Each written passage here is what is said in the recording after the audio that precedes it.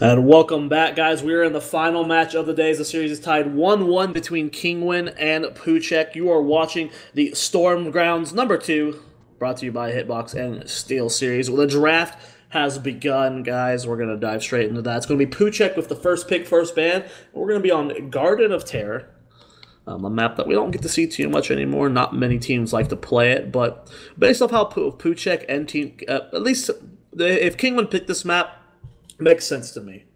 They've had a very slow, more sustained style play style. This is a map where you are guaranteed going to level 20. There's very few situations where the game on Garden ends early. It's a very slow map. The map objective takes more time to spawn. It's not the most it's not as fast as a Dragon Eye is taking down structures, and it's much easier to kill. Much bigger map as well, so it leads to longer games. So this map makes sense to me from Kinguin's playstyle. Puszek playing a more aggressive playstyle both games. This is, you don't really see the good roam comps on this. Zeratil's still very, very powerful on this map as well. He does a lot of damage. Zeratil's got every map. He's Zeratil, right? He's got the Void Prison. He's got great damage. We'll still have to see if he goes unpicked, unbanned. Puszek going to go ahead and ban out the Zagara, fearing that Kinguin going to prioritize her on this map, being very, very strong. Kinguin going to go with the counter ban. We've seen Zeratil let through a lot in these days. At least the last few days, right? Both NA and EU. Zeratil's not being prioritized anymore. Before, people, it was just like, if you let Zeratil through and you give it the first pick, they win the game. Well, that doesn't seem to be the case anymore. People are learning to play around him, despite how powerful Void Prison is. There are other high priority picks that people are letting through. So Kinguin having all the time in the world to decide who they want to ban out.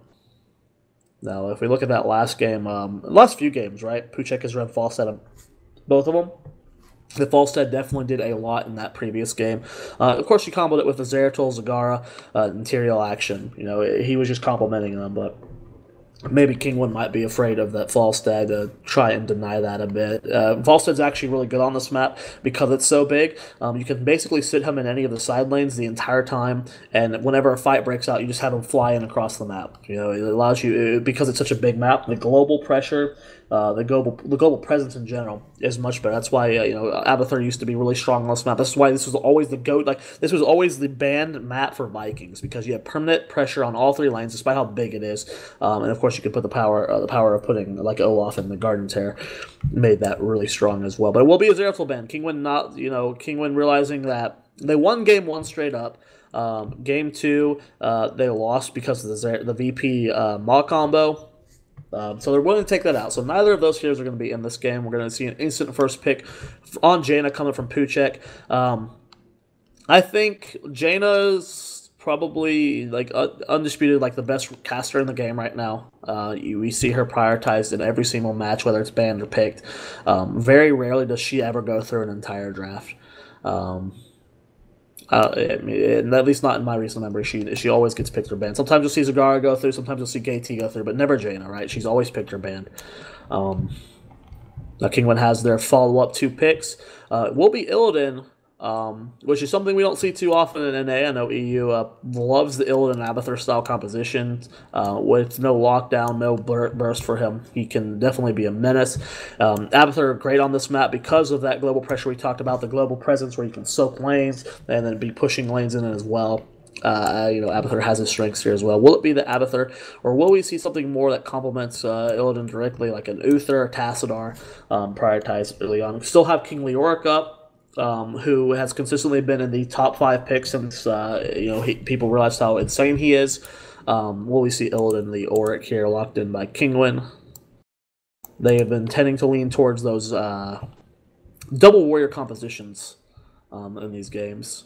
So wouldn't be surprised if we saw Leoric there. The Illidan surprises me just because it's never prioritized early on, right? It's not, but there is the Abathur, so it makes sense, right? If you're going to go Illidan on this map, if you're going to first pick Illidan as on the first rotation around, you should go Abathur with it. It just on this map, it makes complete sense. And if Kinguin did pick Garden of Terror, which I'm assuming they did since Puszek had first pick, then this is a strat they want to execute on this map. And I think it's really smart. 2 more picks coming out here from Puszek. Now, there's still a lot on the table, guys. You still have Kael'thas open. You can get the Fire Ice duel with Kael'thas Jaina. Lots of great warriors on the table. Puszek really liking Joanna. Wouldn't be surprised if we saw that picked up here. They still have all supports available. No one's been locked out of support just yet. King Leoric, you very rarely see him go through this far in the draft, and I feel like you would want to deny King Leoric from the Illidan Abathur composition. Just because that's double obnoxious, right? You have both Leoric and Illidan with Abathur hats. That's so hard to deal with. But Puszek is going to lock in that Joanna. Go for that extra tanky front line with the Abathur shields. To deal with Abathur shields, deal with Illidan. Blessed Shield Condemned does a lot versus Illidan to lock him down. Help Jaina secure that kill. As for this last pick, they're running out of time. They've already exhausted most of their time pool. They're down to 20 seconds before they have to make their pick. What will it be? There's still Kael'thas on the table. Still Leoric. You still have Vala up. And it's going to be a new Brack, so they're going for double Warrior. This is a lot of lockdown. With a new Brack, you have the potential for Web Wrap to isolate a healer while you burst down Illidan. That's a lot of stuns on Illidan with those 2 tanks. You got Blessed Shield, you've got the Burrow Charge, as well as the Impaling Spines. 3 stuns to help burst down Illidan. Keep in mind, he doesn't have his invulnerability frames anymore, so he can get stun locked very, very easily. And if you Web Wrap the healer with a Jaina damage, you can very easily blow up an Illidan. And that's what Puszek's going to be looking to do. Kinguin responding right now with a counter ban. Definitely probably want to isolate a support, depending on what they're more afraid of. It depends on what you want as Illidan as well. Mafshirin, not the best healer for him to have healing him, right? You want one of the burst healers because he can get focused down so easily. So we will see a Kael'thas ban taking away that last damage. I like that a lot. Kinguin definitely going to be looking to pick up both either Rhaegar or Uther. To just help complement, when Illidan goes in, he metamorphoses, you have the Rhaegar heal him up with Uther Divine Shield him. Now, it will be King Leoric ban for Puszek. That limits the warrior pool here for Kinguin. Going Myrddin, complements Illidan as well. He's up there with you, doing a lot of damage, helps the Abathur hat, especially when you get Hive Mind at 20. That's a lot of damage you can be dumpstering out with the Illidan Myrddin combo. As for other damages, it depends on, do they want to go full-on killable style, where Illidan just, kind of wins the game? If so, I would like to see Kinguin lock in Tassadar Rhaegar here, or Tassadar Uther. I personally have more preference towards Rhaegar, but that's just stylistically an NA thing. But it will be the Uther here. The Divine Shield, the heals, really the cleanse is going to be so important on this Illidan. As for the other pick, I think if they're going for an unkillable, we're just going to run you down style over time. It's going to Tassadar keeps Illidan alive so long. Any other pick, I feel, is just going to get blown up by the Nubrak Jaina. Whatever other combo Puszek wants to lock in for their last damages. A Vala here would be really squishy, very, very easy to kill. So I would like to see Puszek hold up. If they're really wanting to go unkillable, they need to lock in Tassadar now. And there's no way Puszek goes triple warrior. Well, actually, I take that back. That might actually happen. That's probably why they're wasting all their time, because I could see Puszek just going Myrddin and then being like, you can't kill us now. Especially with Reverberation, and you get the extra imposings. It's just how does Illidan get a kill? But it will be Vala, the only real damage left. And Vala also denies Puszek from going into extra damage. Right now Puszek doesn't have very many damage options left on the table. He still has Tassadar up. We can go Falstad here. We did see Tychus earlier today. It's not that big of a pick, but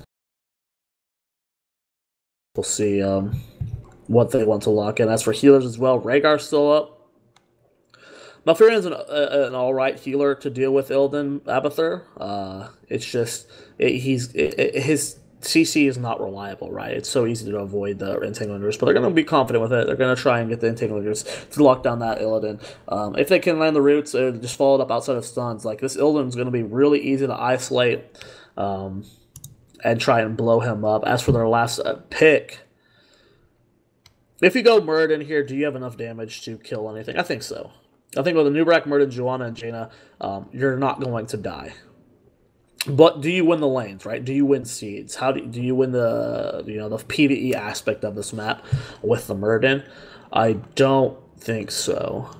So Tastar, I think, would be great here. Great wave clear, extra damage. He's just as tanky as if played properly, positioned well. He's just as much support as any warrior. Of course, you have the shields, but it's going to be Nazeebo. Okay, so they're going to go for the little late game poke here.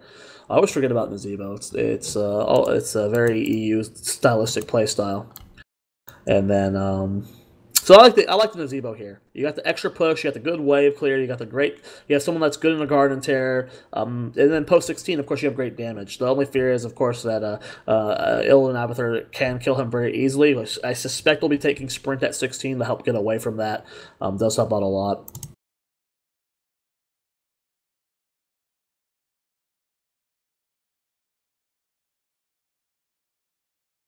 Last pick here. Time is up. It will be Muradin. No surprise there.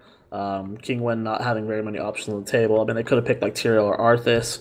We did see ETC earlier today, which was weird. But, these drafts, I really like Puszek teams. I'm always a fan of Double Warrior here. They have great damage.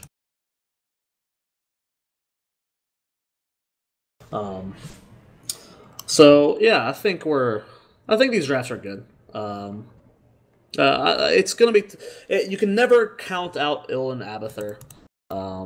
But guys, we're going to go to a very quick break as we're loading into the game, and when we get back, we will be into game number 3. But a quick shout out to SteelSeries for allowing us to do this giveaway. If you're interested, we are giving away 2 SteelSeries Raw Senseis as well as 2 SteelSeries QCKs. That's mouse and mass pads. All you have to do is tweet at us with your Hitbox username and use the hashtag Stormgrounds to enter the giveaway. We're going to go to a quick break, and then we'll be in game number 3.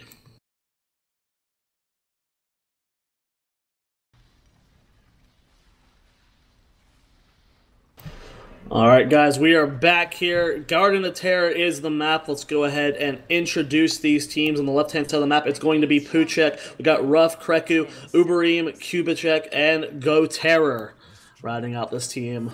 And of course, on the right-hand side of the map, busting out some old-school Illidan Abathur, it's going to be Snow, Nurok, Nebzi, Invidium, and Gurdam Herd.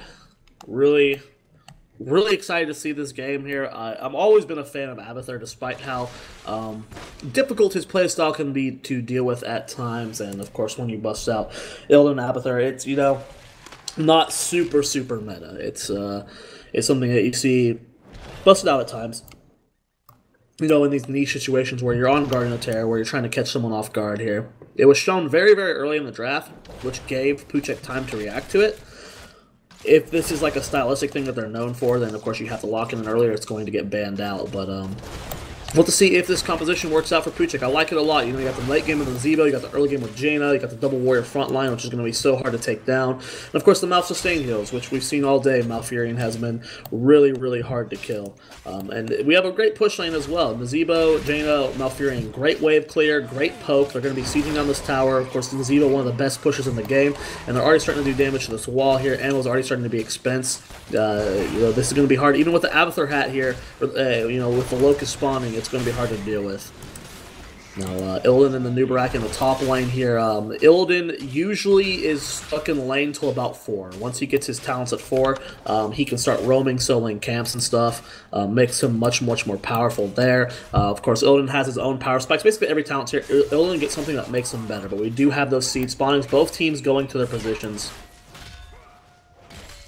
We do see that it's going to be a standard builds across the board, except for Vala. We're seeing that Rancor again. Just the consistency of this auto attack style coming out here from these games today. We're going to be seeing that again from Vala. The seeds do get split down the middle, so we do see we're trying to contest them here in the top right here, and actually it's going to go in favor of Kinguin, as they do end up getting a large portion of these seeds. And they are starting a boss really early here, as we have Nebzi and Snow starting the boss in the top. Get those seeds really early on. and trying to secure an early tear here. But GoTerra is going to scout this out as they do know they're up here. Abathur Hat helping out a lot, of course, with capturing this, just trying to guarantee themselves an early tear. And we do see the reaction from Puszek. They're spotting this bottom boss here, but Snow going straight in on GoTerra. He gets really low. Of course, you can never sleep on the Abathur Hat damage, but he does get condemned. He's taking a lot of damage from this tower. The blind does go out, but the shield does end up saving him. Gurdam does not end up hitting the wave of light, but he's going to be able to go tap well. And it looks like it's going to be a split here on the tears. Bottom is acquired here by Puszek here, and Snow going immediately in with that Abathur Hat. Doesn't have Gurdam. He gets stunned by the boss, and that's going to be first blood going over to Puszek. An easy kill on that Illidan. You can't get hit by that stun. It's a long stun. The follow-up was easy there for Puszek, and they did secure that kill. And they're going to secure the rest of these seeds. It looks like the good delay coming out from GoTerra, and that's going to guarantee them an early tear here as they do get that 100 seed count. That's a huge lead for Puszek right now. You're securing this lead, and the quicker they get to 16, the better that it is for that team. We do see that Kreku and Zuf do end up going down to that bottom lane here to try and soak it out, repush it. They did secure one of those towers, giving them a half-level lead right now, helping out a lot. And the Terror is up alive. Zubek going to be pushing this mid lane in as hard as he can with this Terror, and maintaining the 3-lane with Sook as well. Only Murden here is to react. It looks like Uther and Vala going for a gank onto Kreku. There comes the Abathur Hat. That's going to be a dead Jaina in the bottom lane. A nice turnaround kill there, but no one is reacting to this Terror in the middle of the lane here, in the middle of the map here. It still has 50 seconds and a full HP bar where it is doing whatever it wants, and with only Murden and Uther here to deny, this could be a really early fort going over to Puszek. This is huge for them. Now, we do have level 7 talents being taken by both teams. We do have standard talents across the board. Really curious as to why Jaina didn't go Frost Armor against this Illidan. The extra auto attack damage reduction going to help out a lot.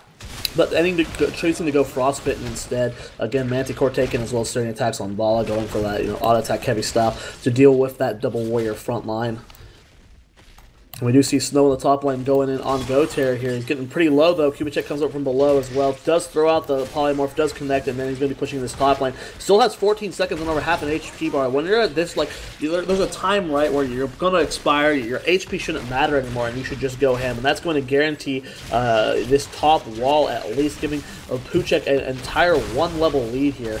For them, and Snow going to go into that back line here. And he does end up getting stunned onto Uberim. Good job there from Gurdam Hurd, and the Abathur Hat doing a lot there. That's going to be the death of Nazeebo, and Snow is not stopping here. He's going to keep the chase going, and it should be fine, though, because Joanna, of course, with that trait, becomes unstoppable and no longer is killable at that point. Or, stuns, CCs, all slows, it makes her so much tougher, right? And at the same time, Jaina's going to fall in that bottom lane here. Zuf does end up not being able to save him. Now, these kills are going to help Kinguin even up that experience gap. They're about half a level down right now. Getting very close to these level 10 talents. Puszek's still going to have the lead with that, and going to try and apply some pressure with those level 10s. Shouldn't see anything crazy here. We'll be seeing pretty standard heroics. It's going to be Gargantuan. It will be the Web Blast from a new Barak. We talked about it earlier, being able to isolate a healer while you blow up the Illidan. And GoTerra's actually taking a lot of damage up here. Doesn't miss the Impaling Spikes, but it's going to Burrow Charge out of there. Snow dives in pretty deep here. Of course, with the invasion, it's not going to take much damage from those towers. They did avoid most of those shots. But back over to the heroics as Vala does end up dying. Just the Water Elemental Gargantuan combo is so very powerful, and they are actually going for the chase onto Nurk, but he is going to end up burrowing out of there. Blessed Shield does go out, but does not connect. So Abathur going to live a day, and that's a heroic down. At the same time, Nurk getting collapsed. Oh man, the kills are just all over the place, and both teams are collapsing so hard. You cannot sleep on Illidan Abathur, guys. It does just so much damage to Nurk. Even as a warrior, it does end up falling here. Now we do see Divine Shield, Avatar, Reign of Vengeance taken. We're still waiting on that last heroic. Will it be Monstrosity or will it be Ultimate Evolution coming out here for Kinguin? Both heroics have a place in this composition here. Would not, the Garden Terror, of course, really great for Monstrosity, such a big map. We have a huge collapse coming up here from Puszek, though, as the Terror is at half HP. Now, Kinguin has secured themselves a Terror. Will Puszek be able to get enough seeds in there? They're going straight in there. Goes out the root. GoTerra going straight in on top of the Terror, as well as the Joanna, and they're trying to collect as many seeds as they can. Doesn't look like they'll have enough, though. Murden does pop. Avatar has to Dwarf Toss out of there. The chase is not happening. Tranquility was popped there. A lot of heroics were expended in that fight there for Puszek. No kills secured, and they did not get themselves a Terror, so now they're going to have to deal with the Terror here for Kinguin. You see that Rain of Vengeance is the ultimate picked up from Vala. Metamorphosis, Avatar, Divine Shield, and it will be that Evolved Monstrosity taken here by Nuruk. We do see it pushing down that bottom lane right now, already building up those stacks. And the bottom tier is being contested right now here for Puszek. They are starting on it very quickly here, but we do see that everyone is here, at least 3 members of Kinguin. The Garden Terror is flanking with Illidan inside of it. No, he's going to go ahead and get that W in the lane and then rotate down the Queen's Curse. And here he comes with that flank. Water Elemental goes down. There's the Rain of Vengeance doing a lot of damage. Jaina's going to get immediately evaporated there. We do see Divine Shield does go down onto Vala to keep him topped off, and a full retreat coming out from Zup. There goes the Cleanse going down to avoid the Polymorph. Really well done there. The slow might have been enough to get the Murden in range to get the slow, and the auto attacks are coming out really hard onto Nazeebo. He's going to fall as well, and Kinguin is doing work in this fight. They don't even have their Illidan with them. It is just the Garden Tear. Illidan's not doing any of the body blocking as he's inside of that. At the same time, we have Avatar in that top lane. Look at Nuruk soaking this lane as well as he can, and just furthering that experience lead. Then you get level 13, and this is where it's much easier to play Illidan. When you get that 6th Sense talent, especially against a Jaina and Nazeebo, where a lot of the damage you're going to be taking is ability power damage. When you have evasion up, you take 50% reduced damage from spells and abilities. That is such a huge advantage to have as Illidan going into these fights. Now we do see that the top lane is being pushed in here by Snow as the Garden Tear is just about to run out. We got really good value out of that Tear as, you know, we saw him win the fight. We saw him take down mid lane. And one more W, if it does have enough time, should be enough to secure this fort. They are bursting it down, but Illidan's being caught. The kid's caught in the Condemn. Here comes the Metamorphosis to avoid it. He avoids the Blessed Shield, and that Curse will secure that fort. So that is 3 forts down as bottom is being pushed in here by the Monstrosity, by Grinham Herd and Nebsy. That's going to be 3 forts down at the 9-minute mark, and you know, on other maps this might feel kind of slow, but for Garden this is a huge lead for Kinguin, as they have a 2-level lead now. They have a huge structural advantage before the next Terror spawns, and they're not too far off from a Terror. You know, it won't take them much to get those seeds, and that just means the next Garden Terror, if they win a fight, they get to go on keeps. And, you know, that just snowballs it more and more in their favor. That 2-level lead, of course, looking really good with this Illidan play here. Now, they do end up catching that Monstrosity out. Killing that off early on is really important. But actually, Grinham Herd is healing him up pretty well, and they're not going to lose this Monstrosity. Maintaining those stacks is so huge. As we are, it increases his damage, the cooldown it is so important.